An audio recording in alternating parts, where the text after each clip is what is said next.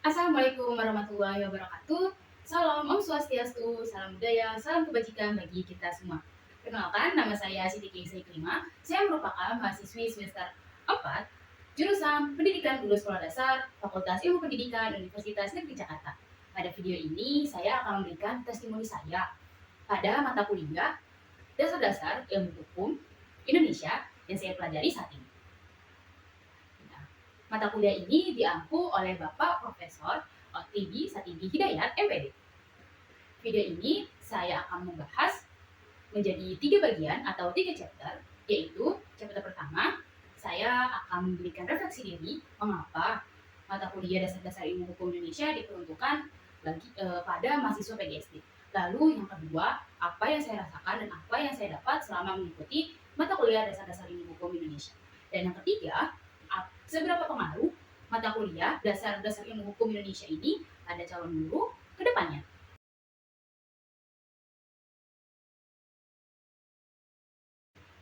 Mengapa mata kuliah Dasar-Dasar Ilmu Hukum diperuntukkan bagi mahasiswa PGSD? Nah, jadi seperti ini. Sebagai calon guru, saya menyadari bahwa Indonesia merupakan negara hukum di mana semua aspek kehidupan diatur oleh hukum yang berlaku. Begitupun dengan pendidikan. Pendidikan diatur ketat oleh undang-undang yang berlaku. Salah satu contohnya yaitu Undang-Undang Nomor 20 Tahun 2003 tentang Sistem Pendidikan Nasional. Lalu contoh lainnya Undang-Undang Nomor 14 Tahun 2005 tentang guru dan dosen. Dan masih banyak lagi hukum-hukum yang mengatur pendidikan di Indonesia ini. Lalu, mengapa sebagai calon guru kita harus memahami dasar-dasar ilmu hukum Indonesia? Jadi, bayangkan, di Indonesia ini sudah terdapat 279 juta jiwa yang tersebar di 17.000 negara dan 545 daerah. Memiliki keberagaman dan kepribadiannya masing-masing. Dan untuk itu, untuk menyatukan semua itu, perlu ada satu pemahaman, satu ideologi untuk menyatukan keseluruhannya, yaitu ideologi Pancasila. Sebagai calon guru, saya memiliki peran penting untuk menanamkan nilai-nilai Pancasila terhadap generasi-generasi selanjutnya. Oleh karena itu, saya harus memahami dasar-dasar hukum Indonesia dan menerapkan nilai-nilai Pancasila pada kehidupan saya, agar saya kedepannya dapat membentuk karakter generasi-generasi penerus Indonesia.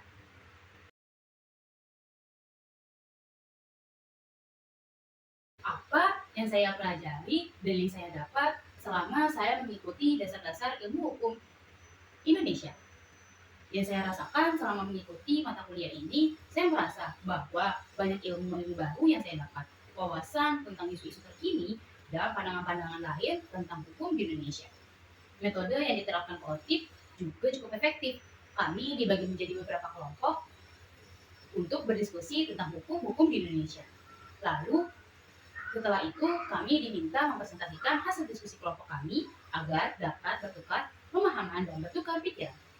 Nah, setelah itu, Kolektif selalu memberikan kesempatan bagi anak kelas lain berpendapat, memberi tanggapan ataupun bertanya tentang isu atau pembahasan yang sedang dibahas, sehingga dapat memperdalam pemahaman kami. Dan di akhir mata kuliah, Kolektif selalu memberikan penguatan, sehingga kami lebih memahami konteks dari materi tersebut. Sebagai calon guru, saya menyadari bahwa dasar-dasar ilmu hukum ini penting untuk dipelajari. Dan dasar-dasar ilmu hukum ini berkaitan pada konteks pendidikan saya nanti ke depannya.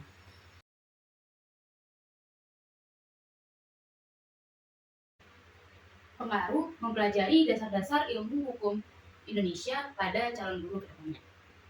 Selama saya mengikuti mata kuliah dasar-dasar ilmu hukum di Indonesia, saya terbiasa untuk mengaitkan materi atau teori yang saya dapat pada konteks nyata di dunia ini.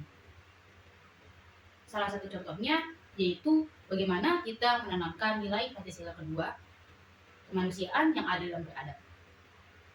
Di situ bertandakan bahwa Indonesia menjadi masyarakat dunia yang peduli terhadap manusia-manusia lain. Bagaimana kita bisa menerapkan dan menanamkan nilai tersebut?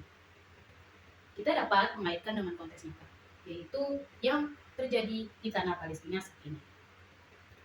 Bisa kita lihat bahwa Palestina sudah mengalami ketidakadilan bertahun-tahun lamanya.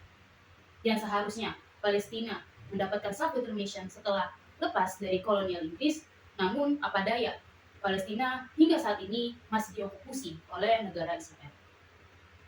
Israel telah melakukan banyak pelanggaran-pelanggaran hukum internasional, yaitu mengambil tanah Palestina secara paksa dengan pembunuhan, pengusiran, penghancuran, dan juga melakukan genosida, di mana penghabisan umat, salah satu kaum yang dimana ini sudah melanggar hukum internasional, hak asasi manusia, dan lain sebagainya.